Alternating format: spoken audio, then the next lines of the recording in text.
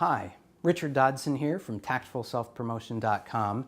What I wanted to talk about for just a few minutes is who is this book for? I mean, who can it really be helpful to? And it turns out there are a lot of people who need tactful self-promotion, right? And so we've really tried to hit a lot of those audiences in the book and provide specific examples that hit everything from a college grad who's just trying to get their reputation started in a kind of a new career. It could be somebody starting a new job and they need to build their reputation in their organization. Somebody between jobs, they've been laid off and they've got to build a reputation and become visible and promote themselves in order to get a new job. Somebody who starts a consulting practice and they've just left the corporate life and nobody's making a phone call to them. So how do they get the word out about that? It can also be great for people who are mid-career and they sort of feeling like they've plateaued somehow. They're getting overlooked and they're not being recognized the way they believe they should and really probably should be. So what can they do?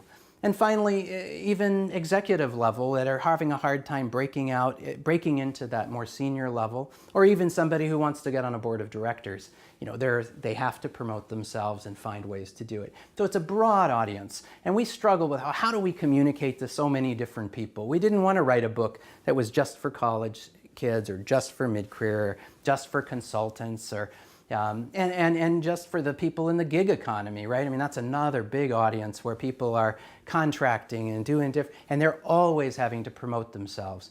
So as writers, we're pretty excited about this. The way we tried to solve this problem of communicating to multiple audiences was we ended up coming up with 4 characters. And each one of them, you know, has challenges with their own tactful self-promotion. One is a female executive who's bumping up against the glass ceiling and trying to break through that. One is a college grad who is working as a waitress, trying to get into her first job as HR, and we see how her career starts to develop as she puts these techniques into place. One is an IT guy, lost his job, and he's trying to figure out how to get seen and get interviews and promote himself in that context. And finally, there's a finance guy who decided to go out on his own consulting gig and start his own practice because everybody told him he'd be great at it. So he starts out there and nobody's calling. So what does he do? How does he build visibility for his skills and his competence and his services in the marketplace? So as we go through the book, each chapter we visit each of these characters and see what they're up to and what's working for them. And we think it's a more engaging way to kind of tell these stories and bring home the real value and practicality of the techniques that we teach.